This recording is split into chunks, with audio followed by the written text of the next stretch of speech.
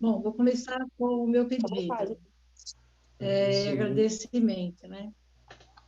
Eu agradeço a Deus pelas misericórdias dele, que se renova a cada manhã, e que a gente sente, eu pelo menos sinto isso, essa renovação para continuar, né?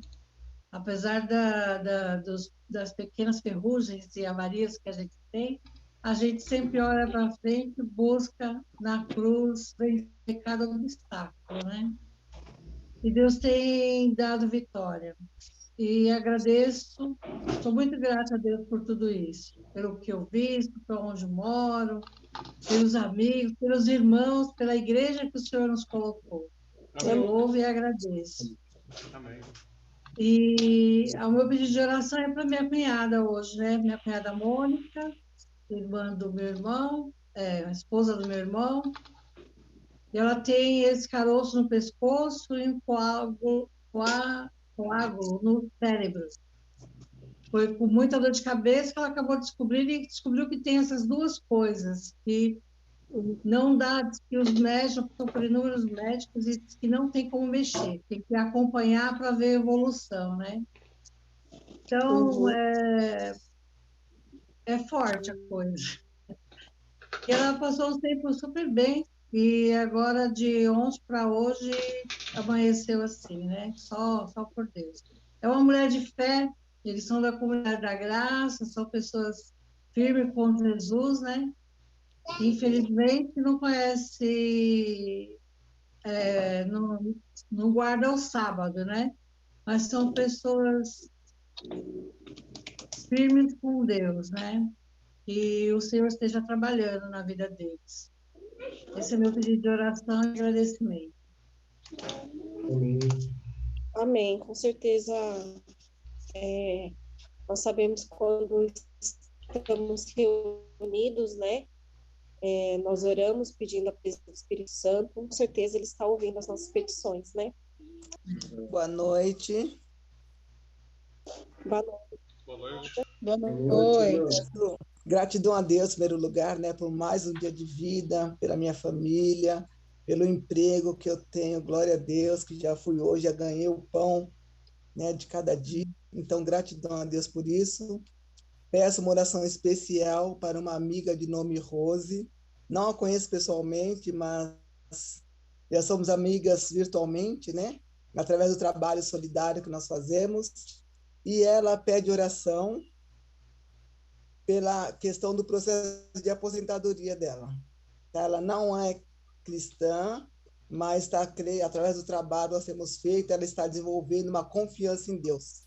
Então, ela mandou uma mensagem ontem pedindo, então estou apresentando.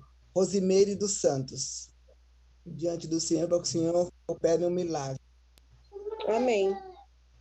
Amém. Gostaria de aproveitar e pedir por um casal de amigos, Karina e Henrique. Nós somos padrinhos de casamento deles, eles passaram por algumas crises, tiveram um tempo afastados, e esse fim de semana eu falei com ela, e ele estava em casa, né? Tem alguns meses que ele não estava em casa, ele voltou para casa, o relacionamento ainda não se firmou, né? Mas só a decisão dele ter voltado, acredito que foi um grande passo. Eles são cristãos, que o Senhor possa estar atuando na vida deles, é um casal jovem, e a gente tem visto que o inimigo tem tentado, né, de todas as maneiras, destruir as famílias, né? Parece que cada vez a gente ouve uma história mais complicada, uma história mais difícil de acreditar. Então, que o Senhor se faça presente no lar da Karina e do Henrique e também no de cada um de nós aqui. Amém. Mais alguém? Pode ficar à vontade.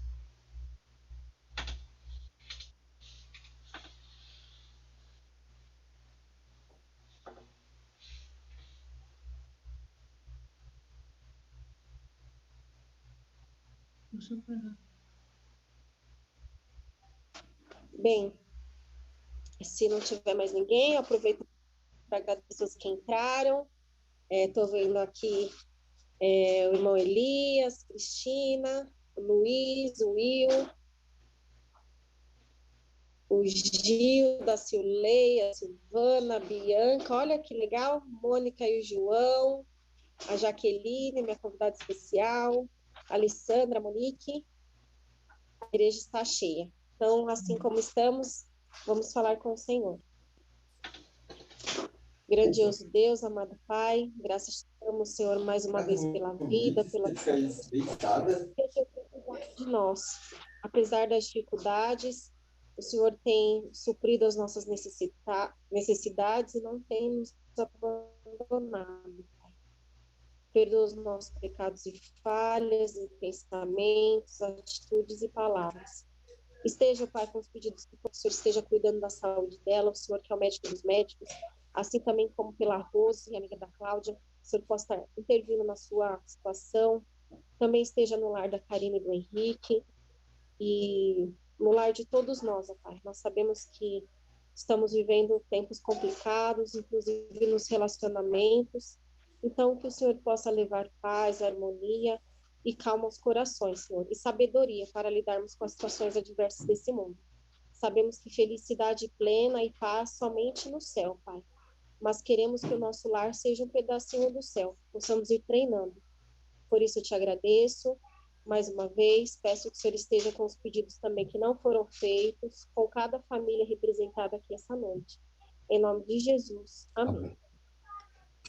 Amém? O Lucas vai colocar um vídeo para a gente agora, falando um pouquinho de um dos temas dessa semana, e logo em seguida eu apresento a pregadora para vocês, tá bom?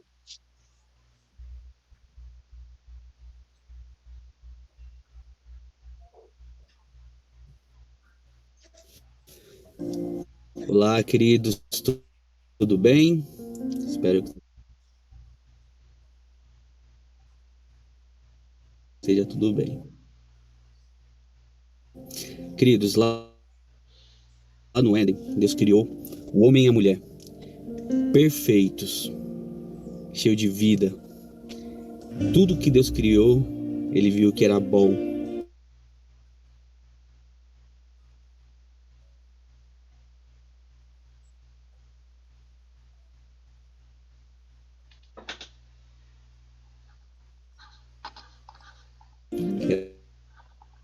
Era ótimo, era perfeito. Só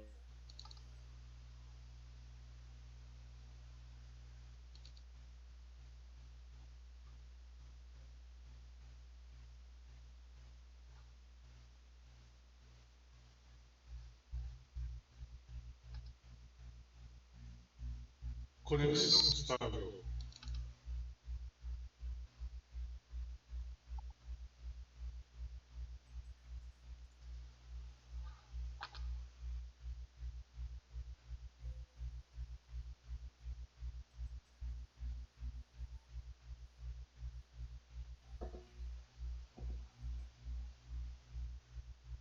tudo isso devido àquele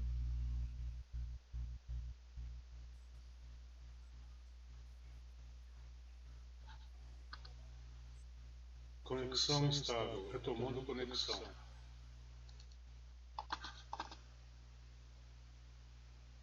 nós escolhemos nos afastar de Deus, escolhemos nos afastar do doador da vida. Beleza.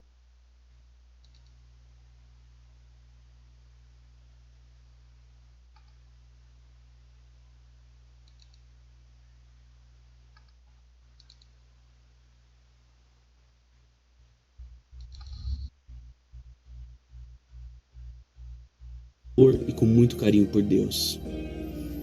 Queridos, está chegando a hora que a gente vai deixar todo esse sofrimento desse mundo e nós iremos pessoalmente nos reconectar com Deus, nos reconectar pessoalmente com o doador da vida, e não haverá mais choro, nem morte, nem tristeza, porque todas essas coisas já vai ter passado. Está chegando esse dia, querido, e eu gostaria de fazer o convite para que você esteja nesse dia comigo. Amém? Glória a Deus nas alturas, pela sua misericórdia, pela sua graça para conosco. Amém.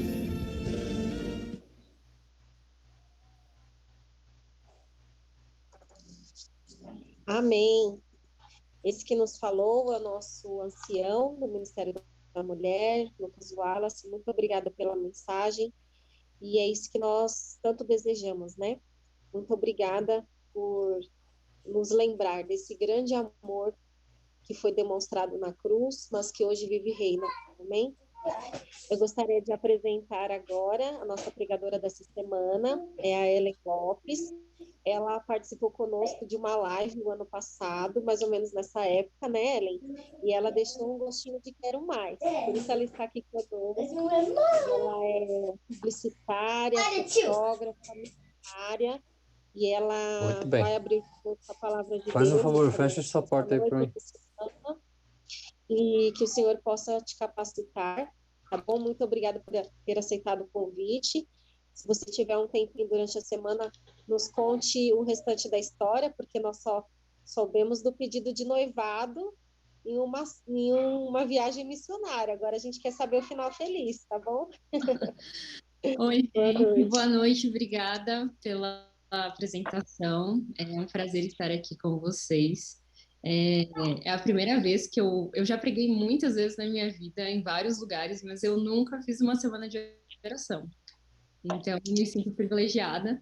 Cada dia vocês vão me ver num ambiente diferente, talvez. Hoje eu estou aqui na minha sala, no trabalho, está tudo escuro. Eu trabalho num prédio que é uma biblioteca e o departamento de marketing fica em cima. E aí, aqui hoje eu tranquei tudo, mandei todo mundo embora. Falei, tchau, pessoal. Aqui o link, se vocês quiserem me ver. Mas eu imagino que a maioria... onde você mora, né? Para quem não sabe como funciona o colégio interno. Sim, eu moro... Sua amiga de ontem, a Luísa, falou muito bem, viu? Estava insegura, mas foi muito inspirada por Deus. Muito obrigada pela informação. A Luísa, ela trabalha comigo, e foi muito engraçado. Quando ela me encontrou hoje, ela era uma mistura de riso. Na verdade, ela me mandou um áudio ontem, rindo e chorando. Ela falou, amiga, eu falei tudo errado. Ela é muito engraçada. É uma pessoa muito engraçada. Ela é jornalista, trabalha aqui comigo. Bom, resumindo, eu trabalho no IABC, é um colégio que fica no Goiás, no estado do Goiás. É um colégio adventista, um colégio interno, onde os alunos moram, estudam, e alguns deles fazem horas educativas aqui. E eu sou responsável pelo departamento de marketing, então eu faço a publicidade do colégio.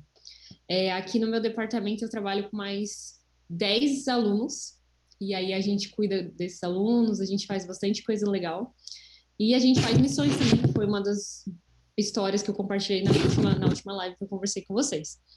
Mas é um lugar muito legal, vocês que estiverem aí com o seu celular, procura lá iabc.oficial no Instagram, curte as nossas fotos, né? Vamos fazer aquela propaganda. Se você tiver um filho, brincadeira. Mas é um colégio muito bom, é um prazer muito grande. Já vão fazer 4 anos que eu estou aqui. Quando eu vim para cá, eu achei que eu ia só passar um ano no máximo. E aí acabou que aqui permaneci, casei. Quem queria saber a história, casei. Foi muito lindo. E tem sido muito especial essa nova fase da vida. Mas o que eu quero conversar com vocês essa noite é sobre por que esperar a segunda vinda. Como a Fernanda falou, durante essa semana vocês têm estudado, a gente tem estudado, nós vamos estudar juntos sobre a volta de Jesus. E é um assunto que é extremamente importante e se faz mais presente, mais assim, tipo, real na nossa vida no momento que a gente está vivendo hoje. E o Lucas, ele estava falando sobre o sacrifício que Jesus fez na cruz por nós. E é interessante que a certeza de que Cristo vai voltar, a maior prova disso é o que Jesus fez por nós na cruz.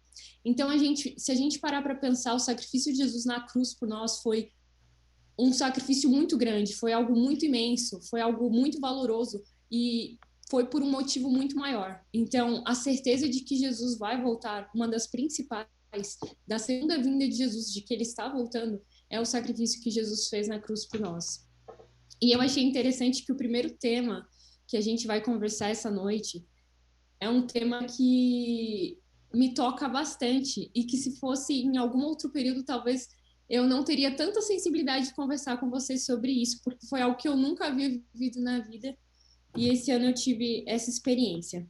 Mas o que é interessante sobre a volta de Jesus, além do sacrifício que ele fez por nós da cruz, é que o assunto se faz muito real nesse momento da vida.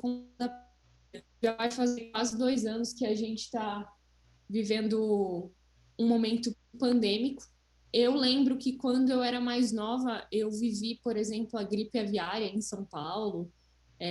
Teve até uma época que eu não podia ir para a escola e que tinha todo aquele cuidado de álcool em gel, mas eu não me recordo de ter que usar máscara, por exemplo, no período que eu estava em São Paulo. Mas eu não me recordo, por exemplo, de detalhes sobre a pandemia. Vocês, talvez, que já têm um pouco mais de experiência de vida, talvez já estejam um pouco acostumados com a pandemia. Eu não lembro quanto tempo durou a gripe aviária ou suína, não lembro qual era o nome, mas eu lembro que não foi muito tempo. E aí a gente já está há 2 anos vivendo uma pandemia, e eu imagino que muitos de vocês passaram por dificuldades, ou talvez alguns de vocês perderam um ente querido.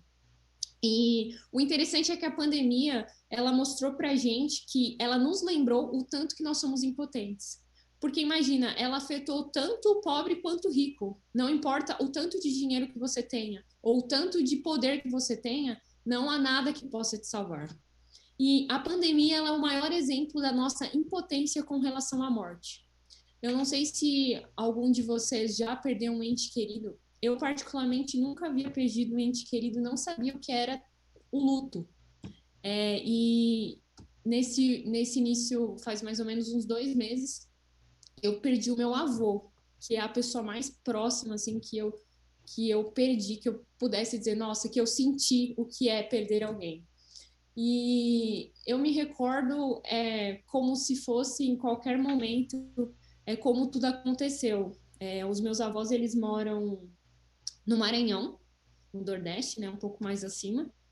De São Paulo seria um pouco mais difícil para chegar no Maranhão, mas do Goiás se tornou mais difícil pelo fato de a gente não ter tantos voos como São Paulo tem. E eu me recordo que era madrugada, e eu não sei, às vezes as pessoas contam essas histórias, né, mas foi a experiência que eu tive, eu não sei quais experiências que vocês já tiveram. Mas foi interessante porque o meu avô, ele já estava bem doente, ele morreu com 87 anos, se eu não me engano, ele já estava bem velho, bem fraco, bem debilitado, e a gente já imaginava, já esperava que ele provavelmente iria descansar, só que a gente não sabia quando. E a gente passou por um processo, assim, de espera, né, de aguardo, nesse momento que ele estava doente, por muito tempo, e a gente não sabia o que ia acontecer. E por muitas vezes, eu sabendo que eu iria talvez perder meu avô, que talvez eu não poderia ver de novo, eu tinha sensações, assim, às vezes muito fortes, sabe? De tipo, nossa, eu vou perder o meu avô, e aí eu lembrava das recordações que a gente tinha. A minha família materna, eu tenho mais proximidade do que a paterna. Basicamente, a minha família paterna não tem muito contato. Então, o meu contato com os meus avós era muito grande. Todas as férias, praticamente, eu ia para lá. Na vida adulta, eu sempre busquei, pelo menos uma vez ao ano, ir visitá-los. E eu lembro que numa noite em específico, eu deitei na cama e eu estava um pouco até quieta. E até o meu esposo, ele perguntou se estava tudo bem. E eu lembro que eu deitei, eu fechei os olhos. Sabe quando você fecha os olhos? E não sei, eu senti uma saudade muito grande do meu avô. Eu lembro que escorreu ali algumas lágrimas e eu fiz uma oração. E eu lembro que todas as vezes, durante esse período que meu avô esteve doente, eu nunca havia pedido a Deus que, se fosse da vontade dele, que ele descansasse. E eu sei que eu dormi, e algumas horas depois, eu não lembro qual era a hora, só lembro da minha mãe e uma tia chamando no portão. E eu, geralmente, quando vou dormir, eu desligo o celular. Como eu trabalho o dia inteiro com a internet, eu desligo o celular. E aí eu lembro que quando eu escutei a voz me chamando no portão, estava chovendo, olha o drama. Eu entendi que o meu avô havia falecido. E aí, vocês que sabem o que é perder um ente querido, não tem palavra que descreva um momento como esse. Eu lembro que quando eu cheguei no Maranhão, que eu vi o caixão na igreja, eu não conseguia entrar na igreja. E aí eu não tinha chorado até então. Eu me considero uma pessoa forte, assim, nessa questão de emoção. E eu não havia chorado em nenhum momento, assim, desesperadamente, até o momento que eu vi o caixão do meu avô. E eu lembro que o sentimento que eu tive não era de tipo assim, eu estava calma pela certeza de que meu avô descansou no Senhor e de que em breve, na segunda vinda de Cristo, eu poderei reencontrá-lo, mas pela dor de ver a minha mãe chorando, a minha avó tão velhinha, o seu companheiro de 67 anos de casado, ali descansando. Compartilhar essa experiência com vocês, porque se uma pessoa, ou um amigo, alguém próximo hoje, perder alguém, um ente querido, se não fosse por essa experiência que eu vivi, eu não saberia como consolar. Às vezes, a gente realmente não sabe o que fazer. Quando a gente está em contato com alguém que perdeu uma pessoa especial, a gente não sabe o que fazer. E isso é uma verdade na nossa vida, porque nós não fomos feitos para morrer. O sonho de Deus para a nossa vida é a vida eterna. Então, quando a gente perde alguém, a gente se sente impotente. Quando a gente tem uma pessoa que está doente, um ente querido, um amigo que está entubado, sofrendo com a Covid, a gente não pode fazer nada. A gente não tem poder sobre a morte. Não tem pessoa rica, não tem médico mais famoso que possa fazer um milagre. Então, a morte, ela é uma coisa assim que ela faz com que a gente percebe que a morte faz com que a indiferença que muitas pessoas têm com Deus seja abalada. A gente percebe que a nossa fragilidade como ser humano se torna abalada. E aí a gente percebe que nós, seres humanos, a gente teme a morte. A gente teme aquilo que a gente não pode controlar. Então, independente da pessoa, por mais poderosa que ela possa ser, ela teme aquilo que ela não pode controlar. E esse é o sentimento que a gente tem quando a gente está perdendo um ente querido, quando a gente está vendo alguém sofrer e a gente não pode fazer nada. O sentimento que a gente tem é de impotência. E esse sentimento, em todas as circunstâncias da nossa vida, seja no luto, ou uma situação financeira, familiar, ou algo que seja incontrolável, nos faz sentir fragilizados. E é interessante que Cristo, ele é tão incrível, ele é tão maravilhoso, que Jesus, o nosso Salvador, ele venceu a morte. Então, imagine que coisa mais maravilhosa. A gente tem um Deus, a gente tem um Salvador que venceu a coisa mais incontrolável na nossa terra hoje, que é a morte. Ele venceu a morte, ele morreu por nós na cruz, e mais do que isso, ele ressuscitou. E é sobre isso que a gente vai falar hoje. Jesus, ele se fez vivo. Ele morreu, e ao terceiro dia ele ressuscitou, e ele se fez vivo, ele se mostrou carne e osso para os discípulos, ele comeu entre os discípulos. E eu quero compartilhar com vocês aqui o que está em Lucas, no capítulo 24, no versículo 39. Se você tiver a sua Bíblia aí, acompanhe comigo Lucas, capítulo 24, no versículo 39. Diz o seguinte: Vede as minhas mãos e os meus pés, que sou eu mesmo. Apalpai-me e verificai, porque um espírito não tem carne nem ossos, como vedes que eu tenho. E dizendo isso, ele mostrou-lhes as mãos e os pés. E por não acreditarem a eles ainda por causa da alegria e estando admirados, Jesus lhe disse: Tens aqui alguma coisa que comer? Então eles apresentaram um pedaço de peixe assado e um favo de mel. E ele comeu na presença deles. Gente, imagina só. Vou dar um exemplo prático da minha vida. Vamos supor que eu estivesse lá no enterro do meu avô, e de repente ele levantasse do caixão e falasse assim: ó, ressuscitei, acredita, ó, eu sou carne e osso. E para provar ainda, você tem alguma coisa para beber, alguma coisa para comer? Vocês não iam ficar assustados? Eu fico imaginando como o nosso Jesus, ele era tão sábio, porque ele sabe como o ser humano é. Então ele sabia que se ele simplesmente aparecesse como Jesus, mesmo que ele tivesse avisado que ele iria ressuscitar, as pessoas, os discípulos iam achar um absurdo. E é por isso que nosso Jesus, ele é tão sábio que no capítulo que a gente leu nesses versículos, ele provou, ele fez com que os discípulos percebessem que ele realmente estava vivo. Ele falou: oh, aqui é carne e osso, olha aqui as feridas na minha mão. E sabendo que mesmo assim eles não acreditariam, ele falou: vocês têm alguma coisa de comer? Por acaso o morto come alguma coisa, gente? Não come. Jesus, ele sabia de como os discípulos e como o ser humano, ele é falho e como ele não iria acreditar que Jesus havia ressuscitado. E aí a gente percebe que o Filho de Deus, ele venceu a morte. E a gente percebe que através disso, a gente tem esperança. A gente tem esperança de uma vida eterna, de que a gente não foi feito para morrer. E sim para a gente ressuscitar na segunda vinda de Cristo e ir para o céu. A gente não foi feito para essa terra. O desejo de Jesus não era que a gente sofresse, ele nunca quis que a gente estivesse num mundo tão ruim como está hoje. O sonho dele é que a gente vá para o céu, que a gente esteja no lugar dele, no lugar junto com ele, que não vai ter tristeza, como o Lucas falou, não vai ter nada de ruim, não vai ter pandemia, não vai ter máscara, só ao lado de Cristo. E não tem como a gente não imaginar um lugar assim, porque eu fico pensando, converso isso muito com alguns alunos que a gente tem aqui no IABC que não acreditam em Deus. Eu sempre falo o seguinte, cara, se você não acredita em Deus, o que a gente pode fazer, o mínimo que a gente pode fazer aqui na Terra é fazer o nosso melhor, é fazer o bem e acreditar que um dia a gente vai para um lugar bom, porque não faz sentido a gente passar a vida inteira aqui nessa Terra e no fim sermos mortos. Que esperança nós teríamos se a morte acabasse com tudo? E é isso que eu converso com eles. Que esperança nós teríamos se a morte fosse o fim de tudo? O que seria?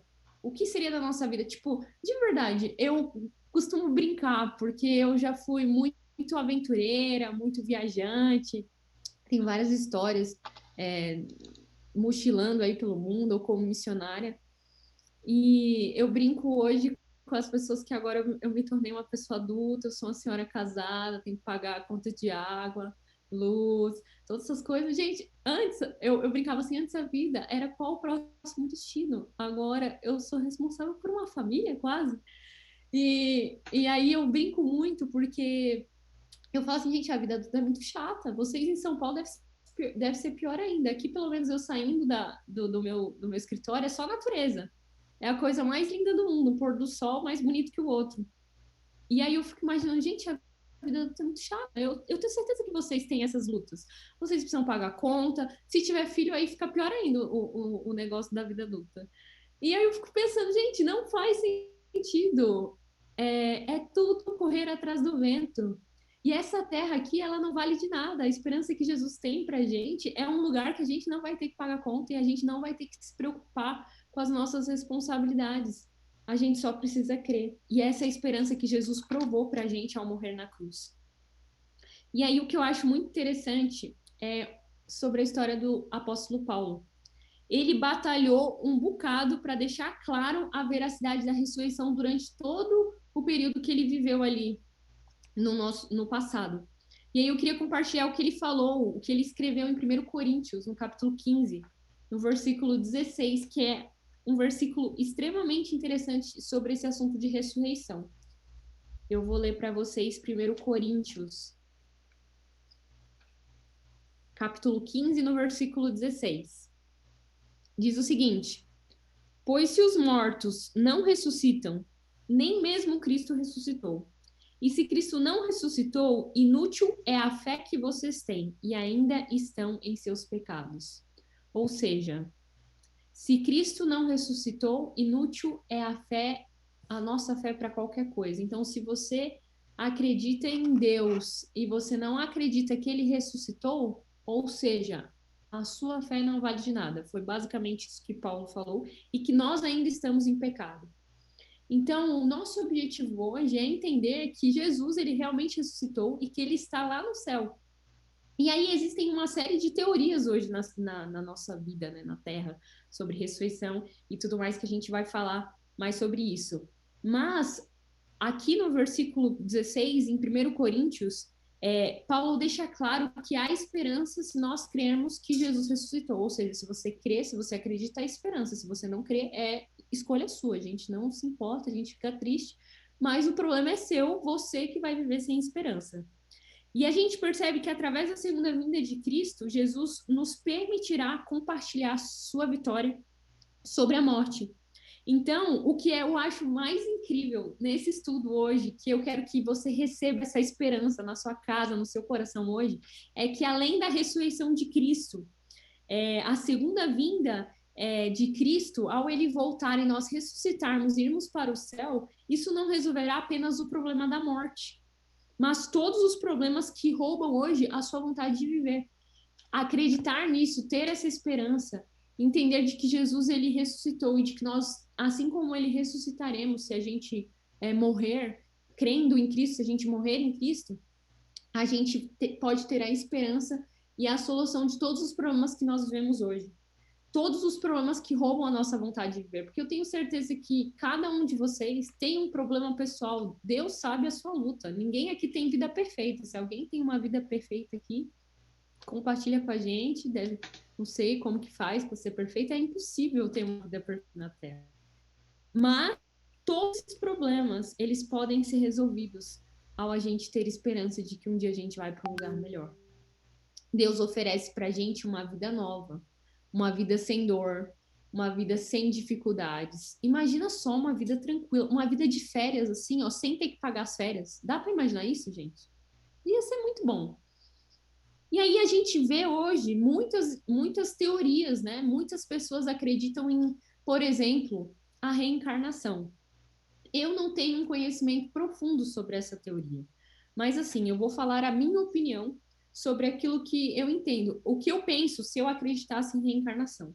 Imagina só você morrer, depois você nascer, e aí você ter que viver várias vidas e ficar vivendo várias vidas sofridas pela eternidade. Não faz sentido, tipo, na minha cabeça. Vocês podem estar assim à vontade para pensar da forma que vocês imaginarem. Mas na minha cabeça não faz sentido eu morrer e reencarnar e ficar nessa e luta Gente, eu vou ser muito sincera para vocês. Eu sonho com uma vida perfeita lá no céu, sem problema nenhum, que nem eu falei, de férias, sem ter que pagar, ali só no desfrute, sabe? Só na vida boa. Eu sonho com isso. Eu não sei se é assim, eu tô falando de uma forma assim, tipo, bem cristã, não tão preguiçosa, que eu tô aqui batalhando, né, pra viver. Mas, gente, seja sincero com você. Você não quer ter uma vida boa? Sem problemas, sem dificuldade, sem conta pagar, sem pandemia. A pandemia, ela é, como eu falei no início, ela é o exemplo mais claro de o tanto que a gente é impotente, de como todo mundo está na desgraça, literalmente. A gente está no meio do pecado, não tem esperança a não ser ao crer que Jesus breve vai voltar. E o que é mais incrível sobre Jesus e sobre a promessa e sobre aquilo que ele nos oferece é de que uma vida é suficiente para aceitarmos a solução divina. A gente não precisa de 500 vidas, 500 reencarnações, sei lá quantas podem ser pregadas. A gente só precisa de uma vida, que é a vida que você tem agora, é o ar que você respira nesse momento, é esse minuto que você está separando para estar em comunhão com Deus, para estar aqui assistindo esse momento, essa vida, esse momento que você tem. Apenas isso para você aceitar a proposta divina que Deus tem para você. A solução de ter uma vida tranquila, uma vida eterna, uma vida de apenas alegria ao lado de Jesus. E aí eu gostaria de ler com vocês Hebreus 9, no versículo 27 e 28. Hebreus capítulo 9, versículo 27 ao 28.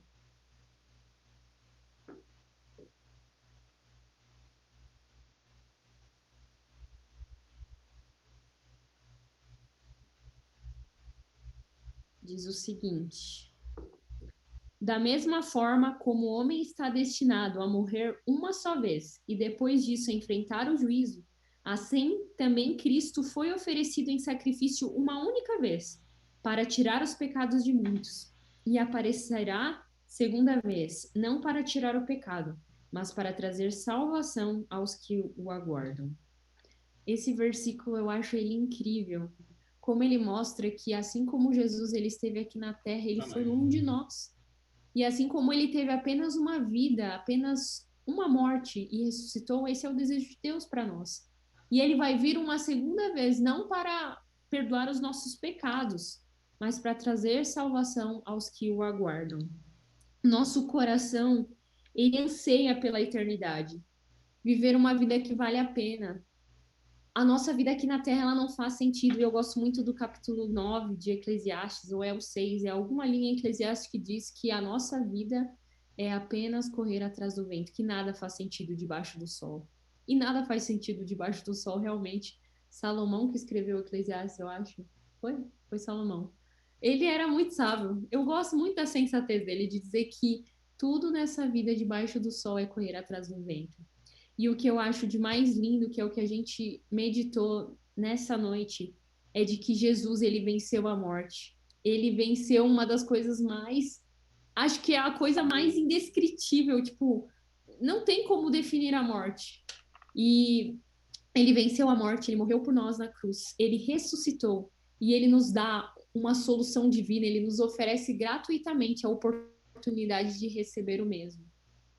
Só temos uma oportunidade que a gente tem hoje, é tudo que a gente tem de suficiente para a gente poder dedicar a nossa vida a Jesus e aceitar esse presente que ele nos dá gratuitamente. E esse momento, como eu falei, ele é tão importante para nós recordarmos a importância e a urgência da segunda vinda de Jesus. E presente bom, presente que é bom, aquilo que é bom, a gente não deixa só pra gente aqui pro nosso grupo, a gente tem que compartilhar. Tem pessoas que não sabem sobre esse presente, tem pessoas que não acreditam e que estão vivendo uma vida totalmente sem esperança, e é nosso dever como cristãos compartilhar a eles sobre essa verdade, sobre essa solução divina. Eu tenho certeza que você conhece pessoas que estão vivendo momentos difíceis. E eu sei que às vezes parece hipocrisia a gente chegar numa pessoa que está sofrendo e oferecer a ela apenas a salvação, e oferecer apenas a ela uma vida eterna. Mas esse é o desejo de nós, de Deus para a nossa vida. Ele quer que nós abençoemos a vida das pessoas de forma física, da forma que a gente puder, como a gente puder fazer a diferença na vida dessas pessoas, mas não nos esquecemos de mostrar para elas de que ele em breve vai voltar. E que o desejo dele é que, se um dia a gente morrer ainda aqui nessa terra, a gente morra em Cristo, para que a gente possa ressuscitar nele e viver uma vida eterna. Nessa noite eu gostaria que a gente meditasse nisso, que a gente separasse tempo da nossa vida para pensar sobre o sacrifício de que Jesus fez na cruz por nós e entender o valor que isso tem e o presente grandioso que Deus colocou na nossa vida, deixou aqui para nós, a esperança de que um dia a gente vai para um lugar melhor, a esperança de que a gente vai para um lugar que a gente não vai perder aquelas pessoas que a gente ama, a esperança de que um dia eu vou ver meu avô de novo, a esperança de que um dia a gente vai estar com aquelas pessoas que a gente perdeu, e a esperança de que nós vamos para um lugar melhor, onde só vai ter alegria ao lado de Cristo. E o desejo dele é que a gente seja feliz ao lado dele lá no céu. Quantos aqui têm vontade de encontrar com Jesus muito em breve? Eu. Amém. Amém. Amém. Amém. Eu acho que eu posso encerrar com uma oração? Eu não lembro que Vamos estava ouvir isso. um louvor e você ora. Tá bom, Não, tá bom? Obrigada. pode ser.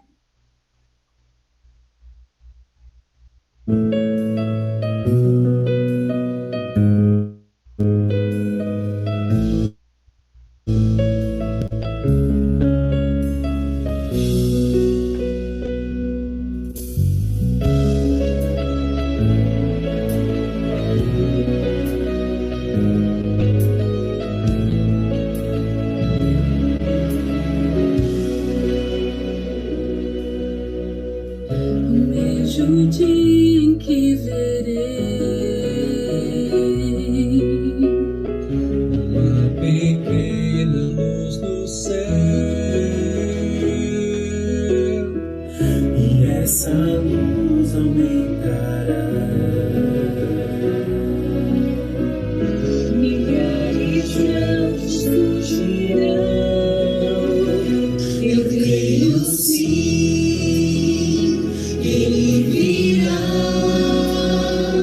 e muito em breve subirei para um novo lugar, um novo céu. Para sempre eu estarei, feliz eu viverei, verei Jesus.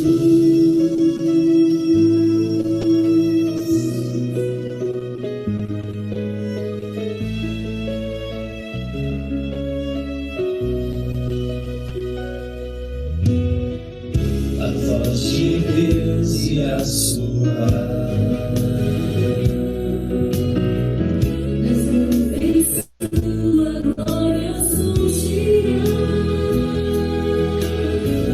Das gerações se encontrarão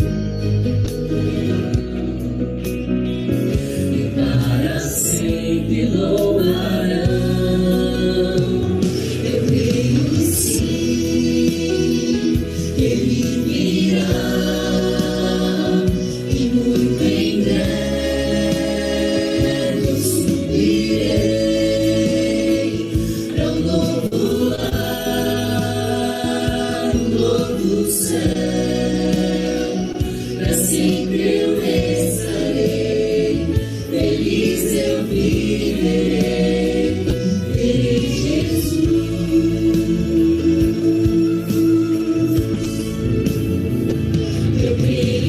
sim, ele virá, e muito em breve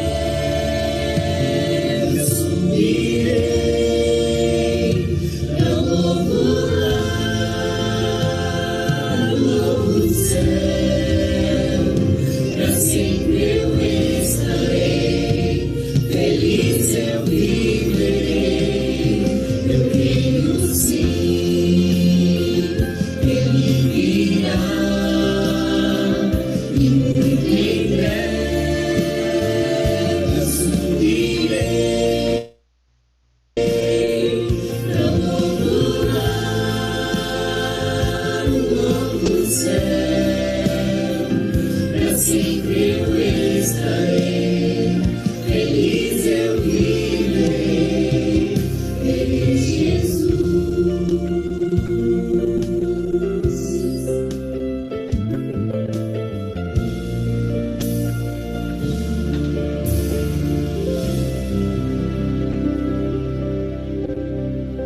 Amém. Amém. Amém, amém. Vamos orar então? Vamos. Querido Deus, amado Pai, obrigada, Senhor, porque você morreu na cruz, o Senhor se sacrificou por nós e, acima de tudo, o Senhor ressuscitou, nos trazendo esperança. Senhor, a gente quer te pedir que o Senhor possa colocar no coração de cada um de nós esse alarme de que o Senhor logo vai voltar, essa certeza de que nós podemos ressuscitar em Ti, que nós podemos viver a eternidade ao Teu lado. Por favor, Senhor, enche o nosso coração de esperança nesse mundo tão cruel. É o que a gente pede e te agradece em nome de Jesus. Amém. Amém. Amém, Senhor. Amém. Amém. Amém. Gente, amanhã tem mais, né, Fernanda? Sim, se Deus quiser. Quero agradecer por hoje. É um tema delicado, é um tema sensível, né? Tenho certeza que cada um de nós perdeu alguém que ama, mas nós temos que nos firmar nessa certeza, né? Na esperança. Muito obrigada pelas palavras, Deus esteja contigo, te dê saúde, te dê forças para estar conosco durante esses dias. Muito obrigada, agradeço a presença dos nossos anciãos que estão aqui conosco, dos nossos convidados também, de todos que tiraram um tempinho para que a gente pudesse estudar junto a palavra de Deus. Amém. Boa noite a todos. Tchau, gente. Até amanhã. Boa noite. Boa noite, Boa irmão. Boa noite. Boa Obrigada noite. pela Até amanhã. mensagem. Boa noite, Viram irmãos. que lindo? Nossos meninos cantando esse hino, Ellen, que foi tocado, é um cover, foi gravado pelo pessoal da música da nossa igreja. Só gente bonita, abençoada. Muito bonito, muito bonito. Boa noite a todos. Irmã, convida a Boa pregadora para noite, você Luiz. também. Deus abençoe. Oi, Elias, boa Grande noite. Francis. Pode. Nilza. Boa noite, Luiz. E aí, guardaram meu pedaço de bolo ou não? Good bro.